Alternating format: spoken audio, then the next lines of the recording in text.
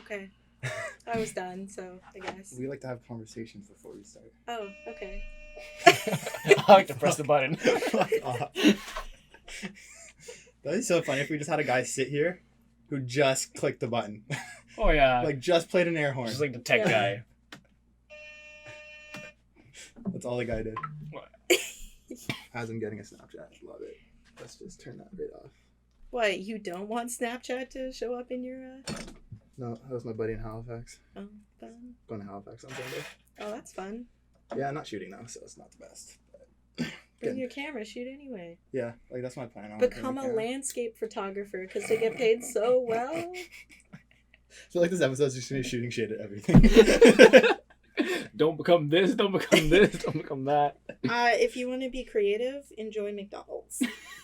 Yes. Can confirm. Shoot, what is Works great. You will definitely drop out of school because of it. Yeah, I mean, I'm doing pretty good right now. So. Yeah, can't complain. Can't complain at all. No. Sleep until 12 or 2 p.m. Hey. Loving life. Everyone's got those days. Or you could work for Uber Eats. Set your own hours. Yeah, then I got to drive to Ottawa. Yeah? That's like a 30-minute drive. And then Yeah. I got to chill in Ottawa like 2 in the goddamn morning. Yeah? I'm not about that life. Oh, well. All right, then. I mean, it works for some people. No, he just wakes up till 5 a.m. Edits. Yeah. That's fine. There you go. You don't have to move. Works out great. Fuck yeah. Can't complain. Yeah, look at all your followers. My 3,000 and something of them. Yeah. Did they... 3. You get 4. I'm not at 4. Am I at 4? You better be at 4. Shows how much I look at my followers. I'm at 4. Because you and me were like pretty much at the same, right? And you were going down, I was going like the same. And then yeah, I think we're about 200 apart. Yeah, so you have to be at 4. Yeah, I think I'm like 4.3. Yeah, so something. I just post so people don't think I'm dead. It's really where it's at. What's your plan with like Acef.media? So basically, I did that just because of what happened last year with that record label. Oh yeah. Yeah, so I just separated myself from that because if you look up my name, that immediately pops up. And so for commercial work, I didn't want people to like be like, what the fuck? And then see that and be like, I don't want to hire you. So I created an entirely different entity. Smart. So yeah. Well, that makes sense. Yeah. What's that? Yeah. Do you have any like plans with it? Yeah, I think I'm gonna use it as like a commercial and collaborative kind of resource, like for commercial work and stuff. It's just like I have plans with Pharaoh and I have plans with a couple other people for projects. It's just kind of coming together. So. Oh, sweet. Are you gonna start your own company? Yeah, I'm thinking so. That's where I'm posting all my like motion work now. Yeah. Because I'm not known for motion, so I kind of want to put it under that. So it really sets everything apart as like a commercial enterprise. Yeah, it definitely brings in my clientele and stuff like that. Exactly. Which definitely helps a lot. Yeah. Yeah. But do you like, and like the end goal is it to have your own business and kind of run your own company, or you like plan on like kind of working for someone else? Honestly, as long as I'm getting paid, I don't really have like any preference. Hey, that's fair. There. You know, like when I was at West Side Studio and stuff, like I was perfectly cool with just being there and helping out and talking to people because A, you get free food, and then B, you kind of just don't have any responsibility. You're just kind of like a resource, and people like you and want to get to know you a lot easier than like the intimidation of being someone famous. So that's fair. I liked it better. It was cool to see too. Yeah, and, like, definitely being in that environment. So, yeah. What's up, everyone? Welcome back to Born to Create podcast, run by Acef.media. Make sure to check out the podcast on YouTube, iTunes, and Spotify. Also make sure. Oh my god, I can't English today at all. 2 episodes back to back. Fuck. Also, make sure to check us out on Instagram at Born to Create podcast. If you're listening to this or watching this on YouTube, please do subscribe, leave a comment, leave a like. It actually does help a lot. Also, if you're listening to this on iTunes or Spotify, please leave us a rating. That also does help a lot as well. I'm one of your hosts. My name's Ace. I'm a 20-year-old photographer, videographer, and a passionate apple pie eater.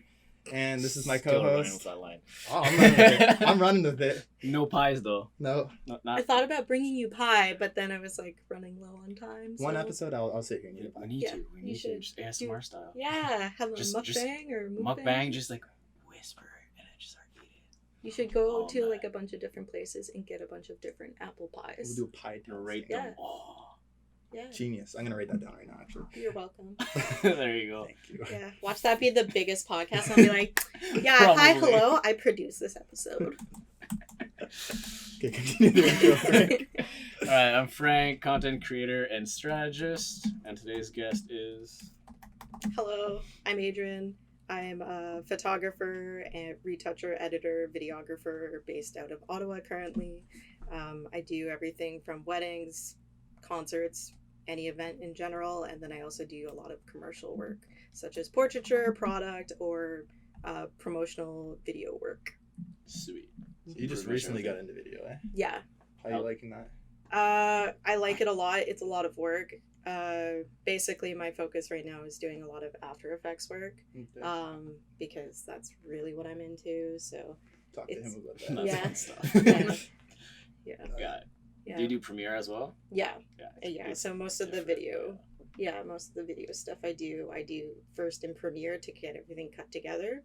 Because I've tried to set up videos in After Effects, but I feel like it takes a lot more work. So I just do it in Premiere, Yeah. and then when I want to render something in After Effects, then I do it that way. Yeah, because it's collaborative those two, so you can Yeah. just Yeah. so much better that way. Especially being able to like replace clips with After Effects compositions. Exactly. And So stuff you like don't that. have to render and screw up the files every single Mhm. time. Yeah, that's true. You doing a lot of like color grading and stuff as well?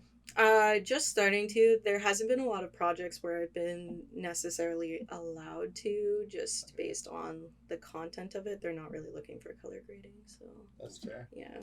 So do you plan on using like Premiere for color grading, or do you plan on using or trying out DaVinci Resolve?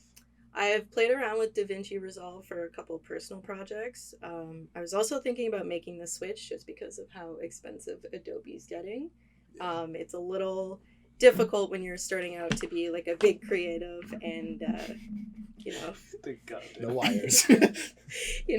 trying to be a creative and being economically limited that way. So It is insane. yeah, especially when people want to pay you an exposure rather than Yep. actually hard currency. Well, you're going to be famous on this podcast, so like. There you Sorry, I know that's a controversial opinion. Whether I prefer exposure payments or being able to afford my rent. Weird. Just so everyone gets this whole famous joke. I posted a story and then Adrienne messaged me. She's like, I want to be on your podcast. I'm famous. That's why we're making famous jokes. Yeah, I mean, if you look up my name, you'll see that there's tons of news articles, most of them negative, about how I'm famous. Just because someone decided to steal one of my photos, but Hey, publicity is publicity. I don't know about that, but I just want to create, and people don't want me to. Fuck 'em. Yep. No, thank you. I just want them to pay me. Just the money, that's it. Skip the part. It's going to be a great podcast. Yeah, it's good. It's All wholesome. right. Well, Yeah. this episode is going to be rated R. Yeah. Hell with it. Do you think going to school is like necessary to become a professional photographer or a photographer in general? For me personally, I think it was like just on my personal journey. I learn a lot better in controlled environments, and I've been doing this since I was 15.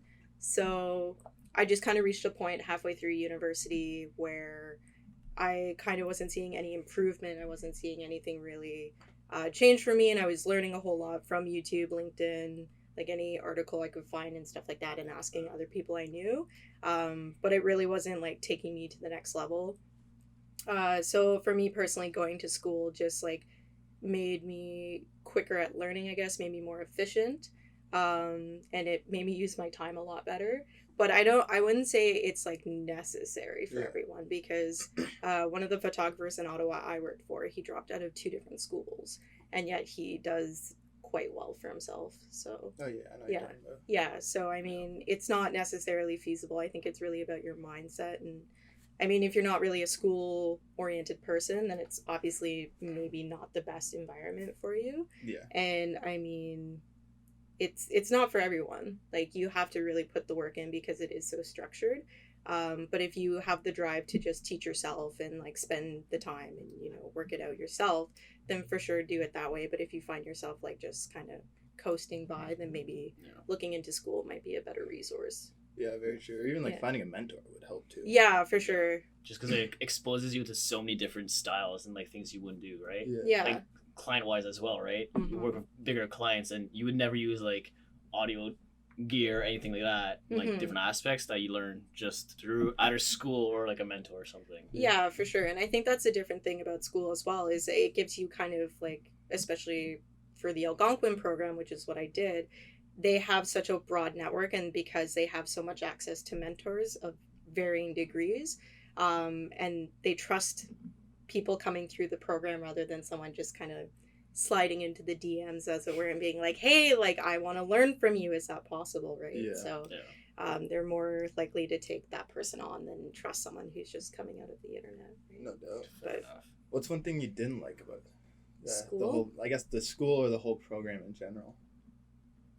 I think for me personally, it was really like how subjective your art would be taken, because maybe, for example, you have to hit certain criteria of like a lighting style or Yeah. whatever, or you have to have certain elements within the frame, but for your artistic vision, that might not be what you want to do. So the fact that you kind of have to cater your artistic vision to meet criteria in order to pass, Yeah. that kind of, to me, was the most frustrating part.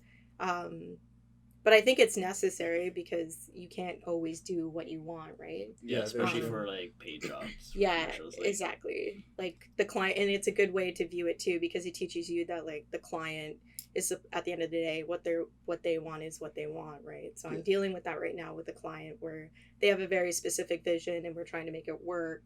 But my editing style is very specific and it doesn't really align with theirs. So it's been kind of a lot of going back and forth to try and compromise. But you know, Yeah. that happens too, No, and it's give a it's been little a good twist. experience for sure, 100%. right? Yeah. One thing I didn't like, I find it focused like a bit too much on studio. Yeah. That's one thing I didn't like, because like obviously studio is important if you're trying to go like that whole route, Mm-hmm. but like there wasn't that much like actually shooting with models. I find like if we did, there was a couple of like times that they came in, Mm-hmm. but there wasn't too much like actually like go outdoors with a model, which is like what I like to do. Like it kind Yeah. of caters more to like the whole studio side of stuff. Yeah, but do you think that like the school should be catering to like what you want to do, or is it good to put you in positions that like, hey, I might never ever be in a studio environment, but the technical skills I'm learning in here, I could feasibly take Yeah. those skills and then go outside and use them. Right? Yeah, no doubt. It's definitely good to learn that. I just didn't like how we were kind of like always stuck in a studio type of Yeah. It's just to a certain degree. I understand that's what they're catering, well, that's Mhm. where the and money's that's at. because that's where like kind of the money is at. Yeah. But like I don't know, I just find like it was like kind of like too much like studio or like strict like technical stuff, and in the end of the day, the client isn't really gonna know if you did like a split like 1-to-4 ratio type of thing. Yeah, and that's fair too. So what would you suggest in that instance then? Like, what can they do to make modifications? Like, do you think that they should have like a specialization where it's like commercial and then, for example, like art visual based? So Yeah. maybe it's Yeah, you can do more something kinda like that. Yeah, or it's just more not based on technical skills, but more like practice skills in terms of like actually interacting with a model, knowing how to make her comfortable for the shoot, Yeah. how to set it up for her, or how to post certain types of people for lighting, Yeah. things like it's still technical. What is how to interact with your client or your subject Mhm. or your product instead of just being, oh, here's the level like the mathematical theory, like Yeah. Yeah, Kinda and that's stuff. totally fair. Obviously, that stuff makes sense to you learn. need to, Like, sure, you need do a the couple technical stuff. classes on it, makes sense, but like I don't know, definitely kind of teach more other stuff, like kind of again like how to communicate with people as well. Mhm. Yeah, and I feel like you're not going to really get those skills unless you're like actually in the mindset of a customer Mhm. service, because that's what we do, right? We're Yeah. basically no different than anyone working retail because we're serving a specific clientele. Yeah. So we have to kind of negotiate and navigate how we talk to them. So I do see the validity in, you know, having classes where you actually have to sit down and like cater to them.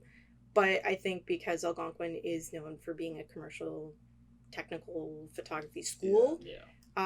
if you wanted to do stuff where it's more of your own style, there's other options, right? Yeah. So there's SPOW in Ottawa, there's like I think Humber and Sheridan are more art schools rather than Okay. commercial schools. So there are options out there.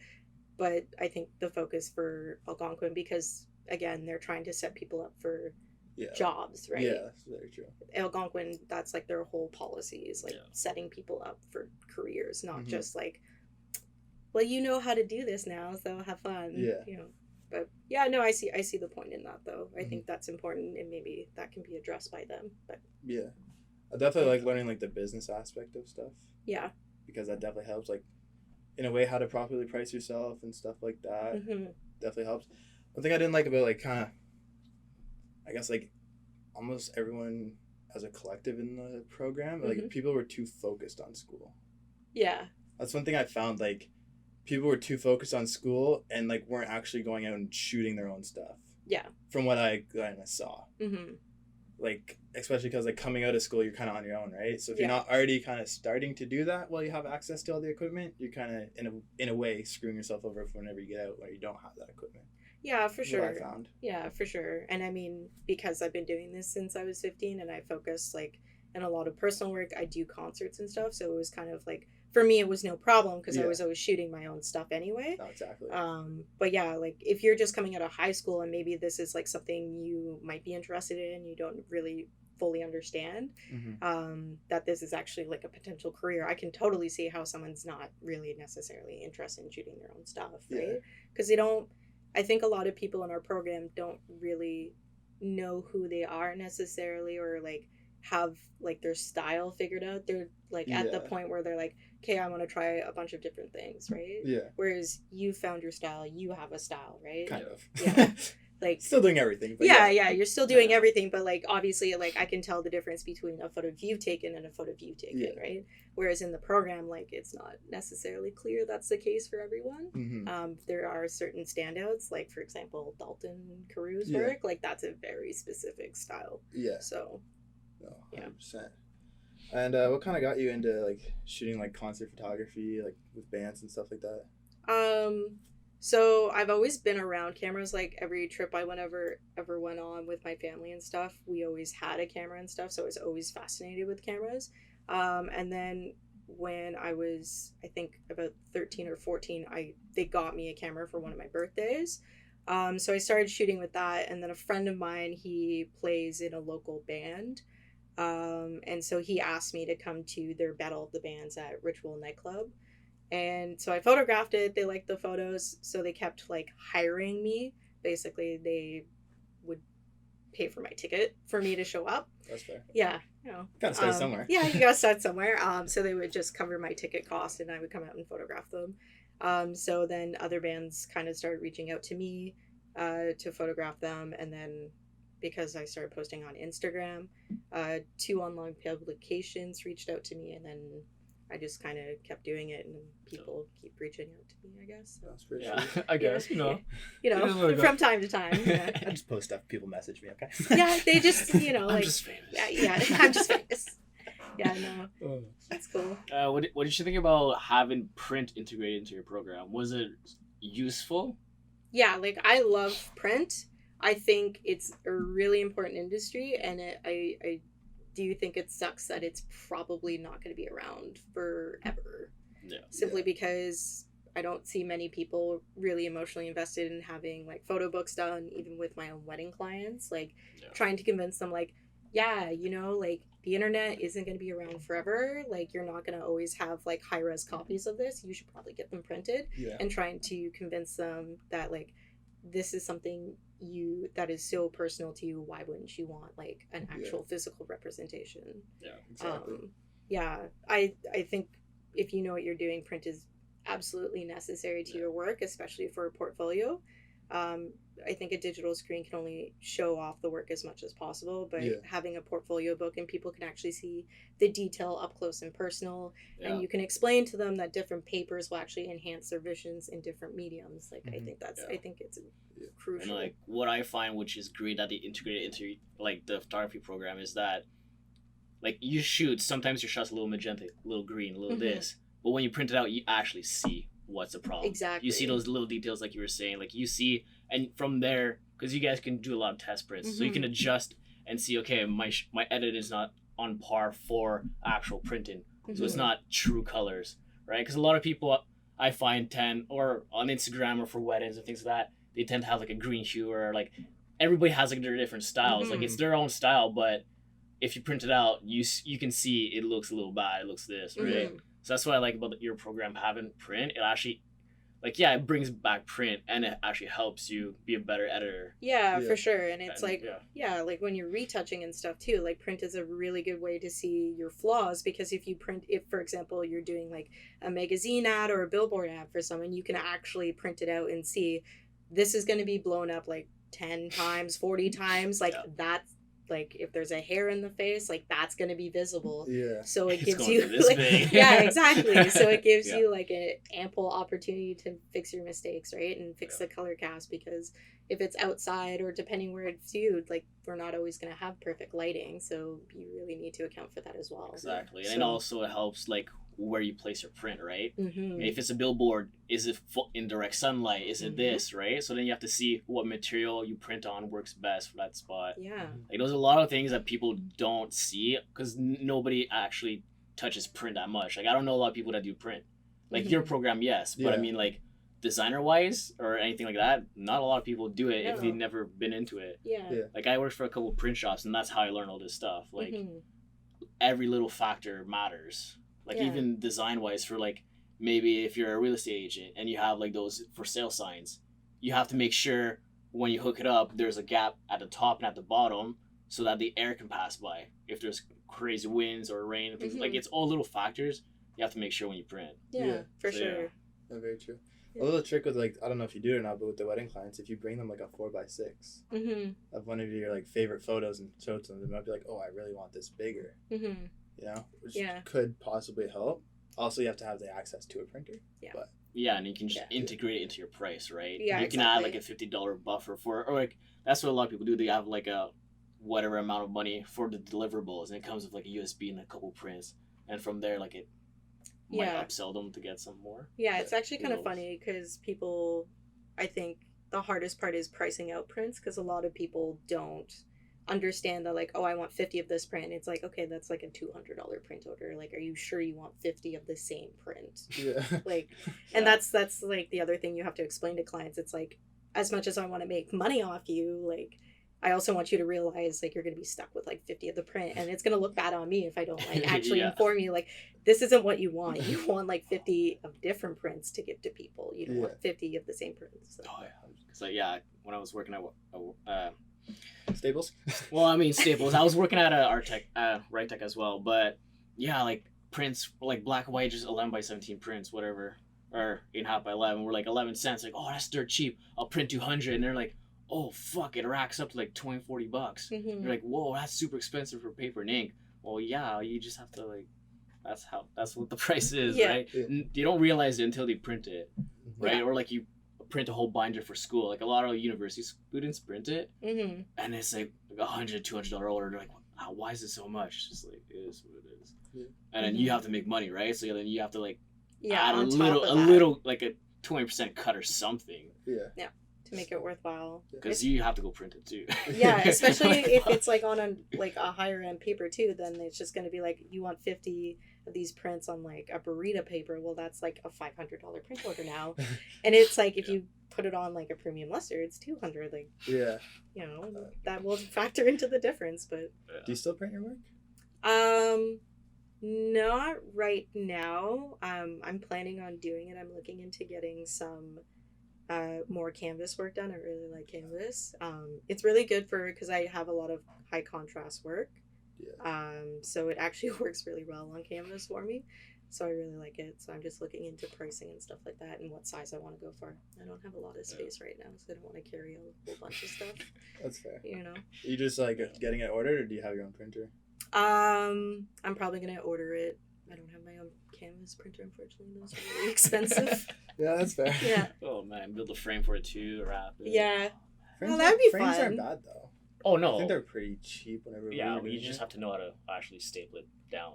Oh yeah, no, I used, because I did it for the exhibition, and I used pliers because we didn't actually have a canvas stretcher. Okay. So I just used pliers, stapled it, and then pulled and kept going, and it worked. They look fine. Yeah, so yeah. You know, there you go. Do what you can. Yeah. No one's gonna know. There you go. Well, now they will. But Surprise.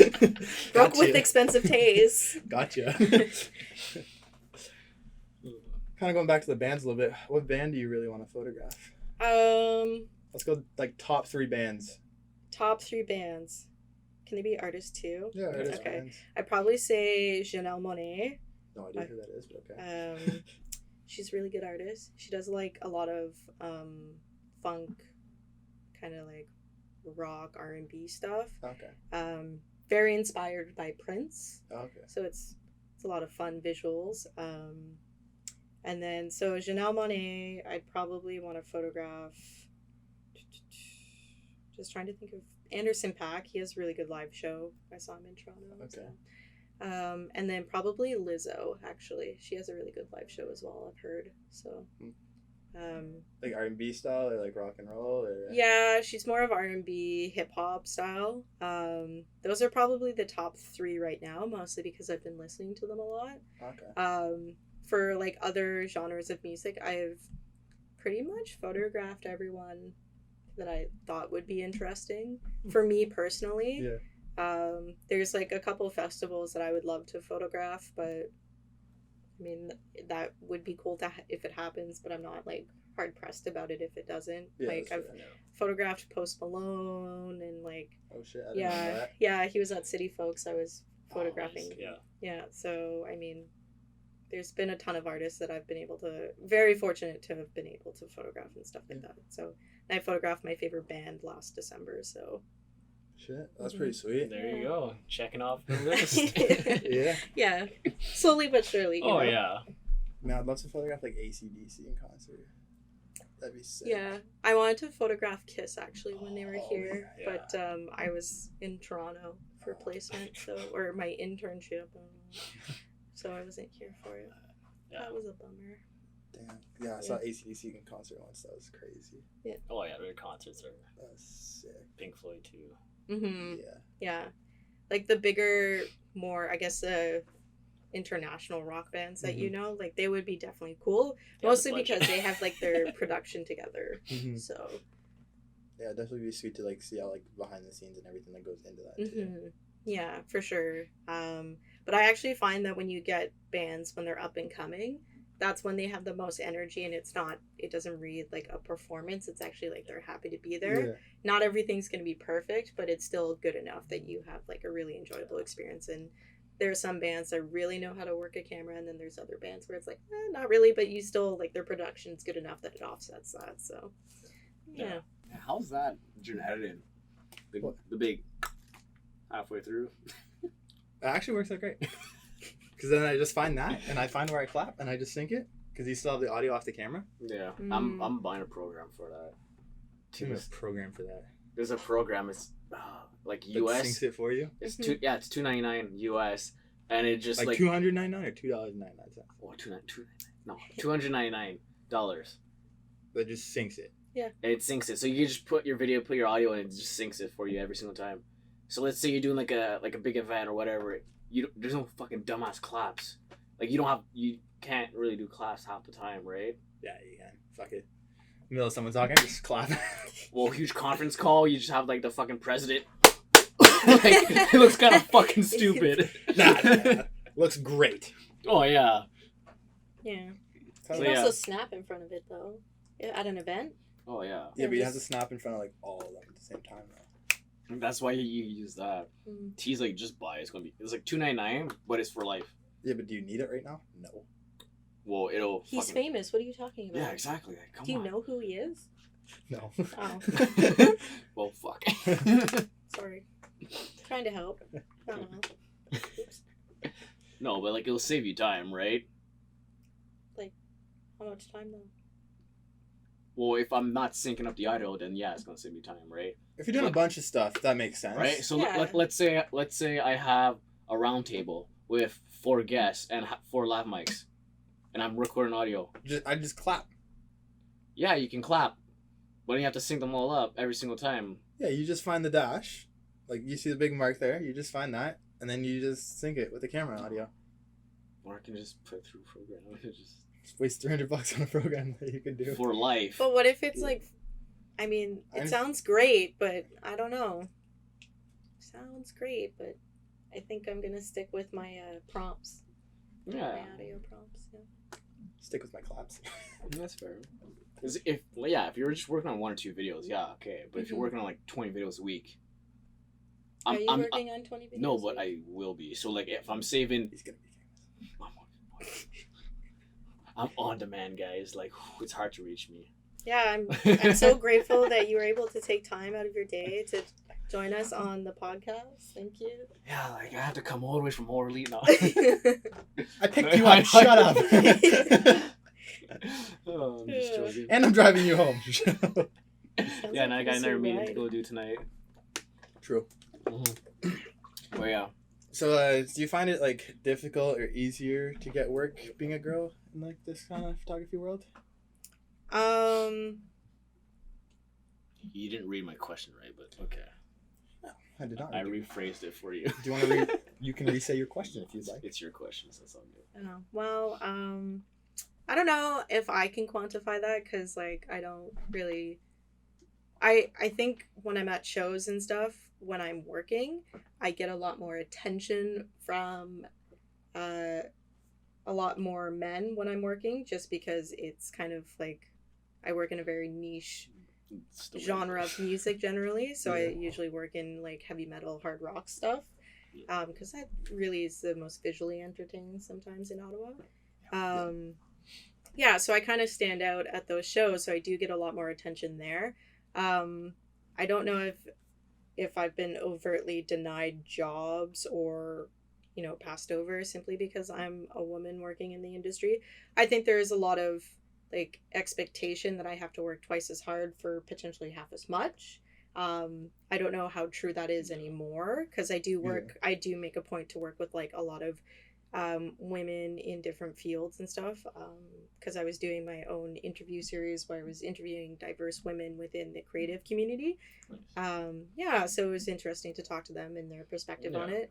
I don't think everything is perfect, but I don't think necessarily that I get, you know, like I don't really find it challenging. I think it's challenging in general, just to be a creative, but I don't personally see the challenge of it being because I'm a woman. I think that maybe that there's a potential for that, because I'm sure I have heard that I've been passed over for jobs based on the fact that I'm a girl that is doing something very niche for a woman to do, but I don't, like, I mean, I take that with a grain of salt. Like, I think my work can speak for itself, and if people don't want to hire me based on the fact that I'm a woman instead of a man, like, I probably don't want their money or like them to be my client anyway. So I don't think it's like necessarily a loss. So let me rephrase it in the way I had it. Well, not this question, but like my question. So like working with maybe like with models, because not most. Let's say like if you're working with female models, do you find it easier being a girl to like help them direct? Like, is it like the interaction easier? Because I know for us, like, there's a lot of like. There's nowhere around here that says that, but continue. No, that's what I'm saying. I said apart from this question, like for us, sometimes like there's a stigma of like, oh, they're just trying to hit on you, things like right. So like, is it easier in this way of like getting to do the project as creatively as you want to without any of like that somewhat of a barrier limitations? I think maybe, but I think it's more of the perspective that I can understand. I can put myself in their shoes, right? Because I understand that, like, I'm sure that there are times where the model has been told by a photographer, like, stick your tits out. It's like, if you just arch your back or push your shoulders back, whereas like the language you use, like, it doesn't have to be super objectifying, right? So I think understanding that, like, the context and like the underlying meaning of words and how I talk to clients, that's for sure comes from how I've been treated by men in my personal experience, right? But I don't necessarily, like, I think that's an enhancement, and that I can kind of navigate that a lot easier, right? Because I think about that more. I guess I think about that stuff a lot more than maybe like a male photographer would. But I don't know if it gives me an advantage necessarily, because right, like, it's just like I think about it, but I think it would probably make the client more comfortable, that I use like language that isn't objectifying. Yeah, that's fair. But I don't know if that's like the be all end all. I think if anyone just used language where it was like, if you just could roll your shoulders back rather than being like stick your tits out, I think that would make anyone Yeah. more comfortable. No Right? doubt, So, no doubt. Like both ways for guys and girls as models and yeah. everything, right? Yeah, Yeah. and as long as you're like always checking in with your client and just saying like, even with the opposite sex, because I do a lot of work with men. So like even just checking in, being like, hey, are you okay? Like, is this are you comfortable with doing something like this and stuff, and taking those breaks and being like, do you want to go get water or stuff? Like for anyone really, it's like it doesn't matter if like they're a man, woman, or anything and everything in between. Like as long as they're comfortable, like at the end of the day, it shouldn't matter. Yeah, Exactly. so. Yeah. Oh yeah. 100%. So how is it working at like kind of West Side? If you can talk about that. So I can talk about what my experience like. I can't go into full details about some of the projects because they have some of them haven't been released. But it was a lot of fun. It was actually like I felt like I belonged there. There is a really, really chill, very like warm culture. Like I never felt unwelcome in that space at all. They really like teaching people, they like guiding people, but they also like people who help. Yeah. So if you're planning on going to intern or assist at Westside, be ready to help and don't wait for people to tell you what to do. Always ask for opportunities because they don't really want a dead weight to carry. Yeah, exactly. Yeah, because they're like one of the most prominent commercial studios in Canada, so it's like, why would you go there to fuck around? Yeah. Yeah, they don't have time to waste babying you around and helping you out for everything. And I think that's like I think that was like a new experience for them, that getting, at least this is what was told to me, that they felt appreciative that they didn't have to baby me, because I would imagine that like they get a lot of high school, like fresh out of high school interns, and not to say that this is the case for all their interns, but I'm sure that there's a lot where they're like, hey, like people who don't really know what they're doing type of thing. Go do this. Like I shouldn't have to tell you what to do, you know? Or like there was, apparently they told me one story that someone brought their portfolio book and was like, can you look this over? And it's like, no, like we're working today. Like you're here to work. I'm not here to like judge your portfolio. Like I don't care about that and stuff like that. Yeah. But yeah, no, it's like a really good experience. It was really cool to see like such a large scale commercial size. It's actually a really small studio too.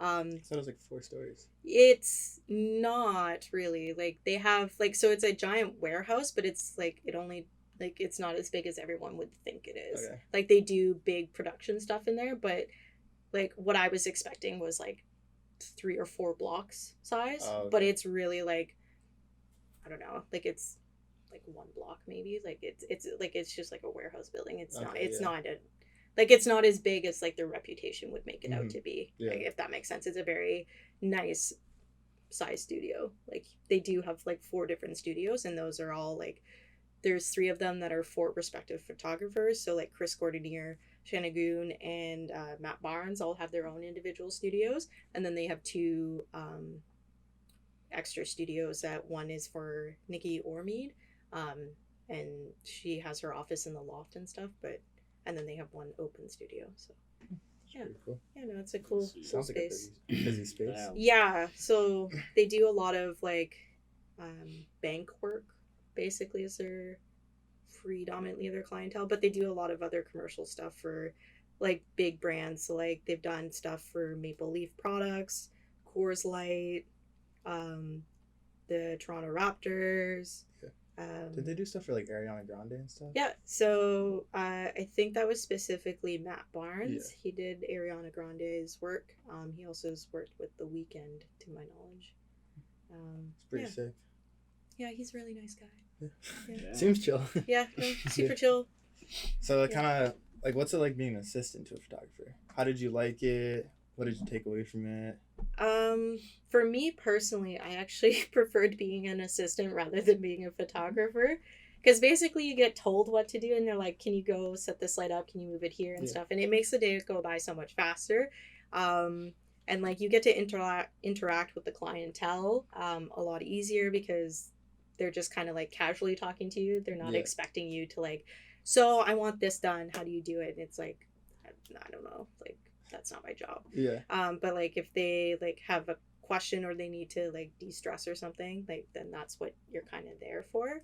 So it was a lot of fun. It was very casual experience. Like it was very crazy casual experience, I would say. Like I wasn't allowed to talk to the photographer. I wasn't allowed to talk to the clients, which can happen on certain shoots, but I don't. Like, I think it's great assisting because you learn a lot. You see a lot. Yeah. You really do take in how the photographer talks to their clients. And you can kind of work on that when you're having those casual relationships with the client. And sometimes they'll ask you, like, what do you do? What are you into? Yeah. And that's a great way to start networking with people. And then also just kind of like seeing how they, like, for the example, the photographer you're working for, how they shape light. Yeah. It's very cool. So because everyone has a different perspective on how we should shape light. So it's cool seeing how you can, like, from start to finish someone's lighting style. So yeah, that's why I liked it. Yeah, because I've been on a couple like video sets as well, and it's like I'd rather sit back and help them out because I actually know how to set everything up for them, and then you can just sit back and see how they do their stuff. Yeah. So you sit back and you just observe what they do, and then from there you actually learn a lot. I find a lot more than you trying to shoot it and then they're up your ass like no change this, change that.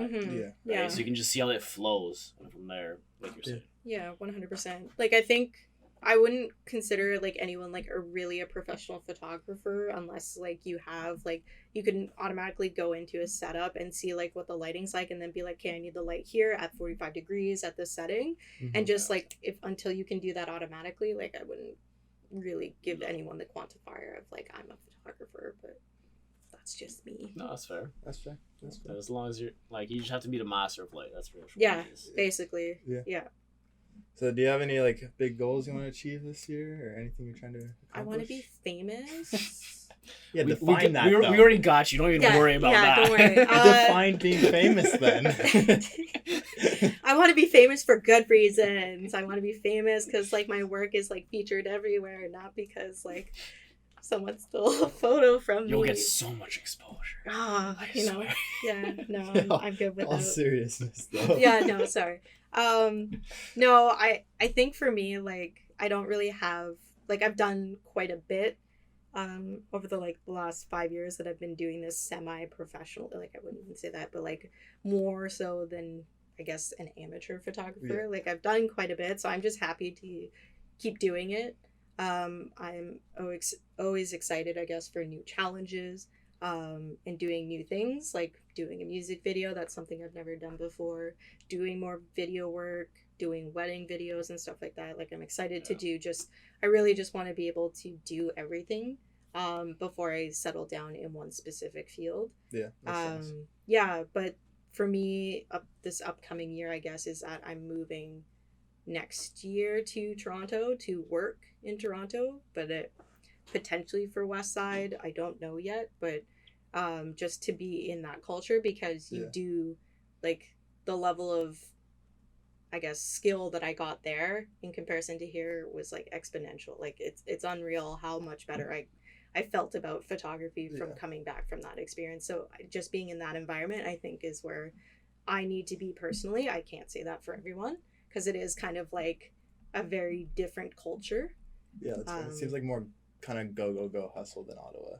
Yeah, like, but the nice part is that they have a very like rigid schedule, so like it's never anything like I was rarely working on the weekends. Like I was generally like working 9 to 5 every day, which was kind of nice. That's not too bad. No, so I can't complain too much. But that doesn't include like the personal work that I was doing. Like I would go out in Toronto and do personal work and stuff.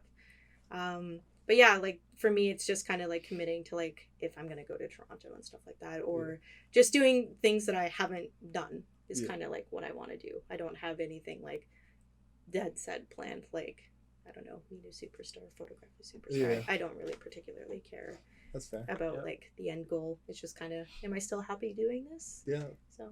Are you guys still happy doing this? Yeah. Heck yeah. Yeah, okay. Have bad days, but yeah. Yeah, you know. Everyone but those comes with everything, right? No. As long as you're enjoying it still. Oh, yeah. So. Can't complain. Super fun. So how does it feel like being finally graduated? finally got the paper. You're done. Well, yeah, I had to pay a parking ticket to get mine, but Yeah. Oh, yeah. She got charged. yeah. Wasn't that parking free?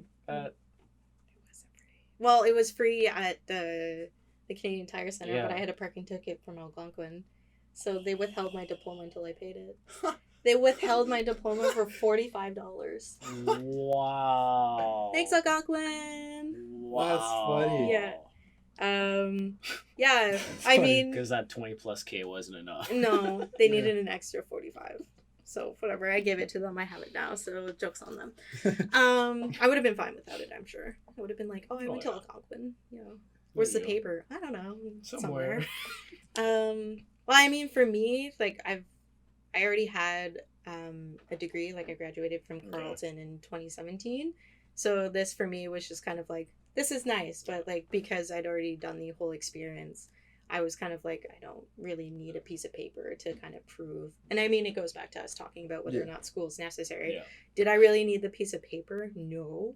Will it help me like legitimize like when I'm applying for studio jobs? Maybe. Yeah. Like it might give me an advantage, but like if someone Yeah. has a really good portfolio and they didn't go to school, they could get the job as easily as I could, right? So, Yeah, exactly. yeah. You want to ask the next question? Since I know you're curious about this. What? Oh, which one? There's two. The top one. Top one? It's Okay. hard. So what's your... What the fuck? It depends what you're shooting, though. You wrote the question. I know. man. I don't know why I wrote that. What's your go-to setup for studio? This is super broad. Yeah, no, that That's is why- super broad. That's why I was like, for what? Well, it kind of depends, as we just kind of hinted at. Generally, when I'm doing portraiture, I like to do like a 2-light setup. Okay. If it depends, like if I'm doing something high concept, which is kind of like what I'm more known for when I'm doing like commercial work, I guess, is I'll do conceptual or like big production stuff. So when I'm doing that kind of stuff, I'll use more lights. I think the biggest setup I have was 9 lights. Jesus. Was that for product shots? No, that was for like a full like big production like Mhm. shot. Like I was trying to replicate like Okay. a David LaChapelle shot, so I required 9 lights. Would I recommend Fair it? No. But it was a lot of fun and it looks really cool. So Did you end up getting the shot? oh yeah. No, it's been posted online. And How long did that take you? to shoot it, Like set It- everything up. Set up the set lights. everything up, it took me 45 minutes because I had Okay. drawn it out and I Okay. knew what I wanted, exactly what I wanted, because I had sat down and analyzed the picture to see where the lights were. So I knew exactly what I wanted. So it took me 45 minutes, but like and then shooting it took like another 45 minutes. And Not then too as soon as I got the shot, I was like, hey, bye, like Yeah. we're done. Yeah. Thank I'm going you. home now. Yeah, no, it was good. But typically I only, like when I'm doing my own personal work, I really like doing 1-light or 2-light setups. Because I don't really, like the way I shoot, I always balance everything and angle it. So I don't really need more than that, because if you know what you're doing, you shouldn't need less is more. So. Yeah. Yep. That's fair. 1 light. That's fair. Yeah. Just to shape it, and Yep. then everyone's just a filler or whatever. Yeah. Yeah. Exactly. No doubt. Yeah. Do you have like what's like your kind of like biggest takeaway from school? I think the biggest takeaway is that the only limit you really put is on yourself. Like, and that really kind of sounds cliche to say, but it really, like, the work won't get done unless you do it. You won't learn unless you do it. You won't get better unless you fail. Like, unless you're actually putting in the work, and you're not limiting yourself. Like, yeah, you get bad critiques or someone, like the client isn't happy with your work, but that shouldn't really stop you from what you're doing. Like, simply because one person doesn't like what you're doing doesn't mean that there's not enough people out there that wouldn't like what you're doing. So I think really for school, it's like you really can't limit yourself, or you can't limit yourself to a singular way of thinking. Like, sure, I want to be a commercial studio artist, but I can also do like natural lighting setups, environmental setups, like you limiting yourself in general, like either in mindset or what you do. Like, I think that's the biggest thing I learned not to do. So yeah, that was a big takeaway. Want to cut the lightning round? Let's do You it. got the air horn set up? You know Oh it. God, lighting round. Yeah. Let me just blast this. Yeah, lightning round. I've so lost my energy since the last episode. We're so dead. All right, let's There we go. go. You know what lightning Was it- round is? No. Okay, so basically 10 questions? questions answered off the top of your head as kind of fast as you can. Oh shit. Damn. So, you ready? Okay. Number 1 famous person you'd like to shoot with. They're dead. So Harry Houdini, but yeah, they're dead. Number 2 favorite food. Chicken. Number 3 morning or night person. Night. Number 4 if you could live anywhere, where would it be? Bahamas. Number 5 go-to lens. 24 to 70. Number 6 favorite drink. Dr. Pepper. Number 7 first thing you'd buy if you won $1 million. Probably a pro photo lighting kit. Oh, that's fine. Number 8 who would you call if you got put into jail? Probably no one. I just write it out. That's a new answer actually. There you go. Number 9 Mac or PC. Mac for editing, PC for gaming. That's fair. And number 10 what would you tell your younger self? Wow. Don't take shit from anyone. That's pretty much it.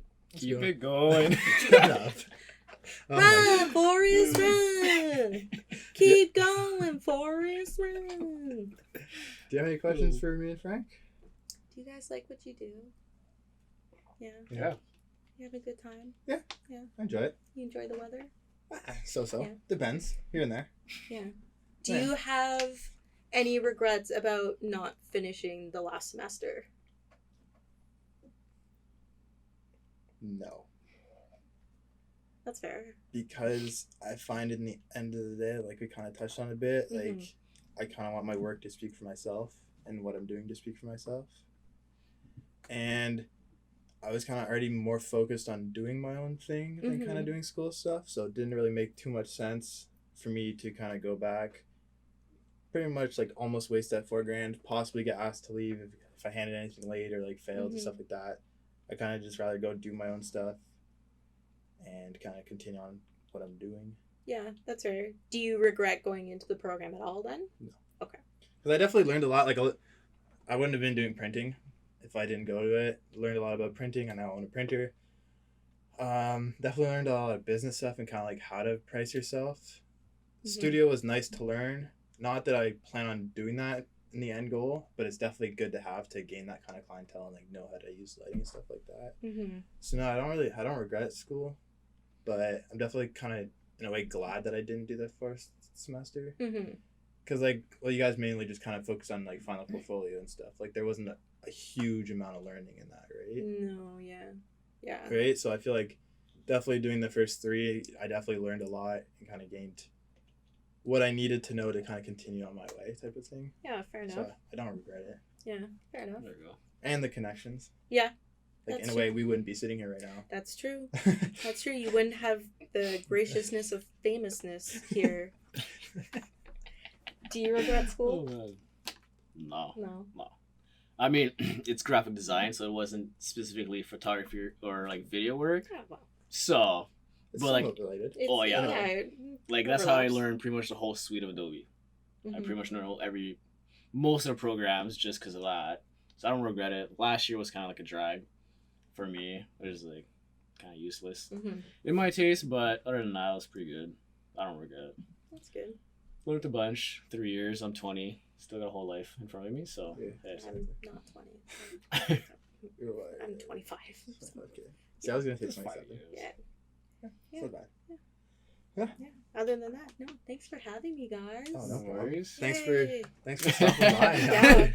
Yeah, no worries. Showed up late, whatever. Yeah. My own house. Not That's, bad. yeah, it's fine. The Busy. weather was trash, so. We made it back. Yeah. We made I was it. actually very scared driving here. I was like, Oh man, it got so Traffic was bad so out of bad. nowhere. mm-hmm. Traffic too. I don't know Oh why my it was that bad. God.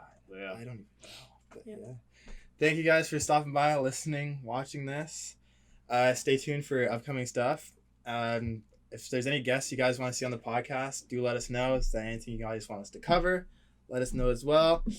Yeah, make sure to like and subscribe, leave a rating on iTunes and Spotify. If you'd like to check out our Instagram, it's @Born to Create Podcast. You can check me out on Instagram @Acef.media. FM.photography_design. Longest username on Instagram. And you want to plug yours if you want? So I have 2. There you go. Yeah, so you can follow me on Acef.media, which I'm sure they'll link to if they feel generous, or not. You can just try and find it. We'll see. Everything will be linked in the description. Yeah, and then my That's other what we one is say. just like concert photography, Yeah. so it's just my Sweet. name. You'll just look under famous photographer, and then you'll find both of them. Yeah, exactly. There you go. Yeah. Sweet. Peace out, everyone. Stay woke.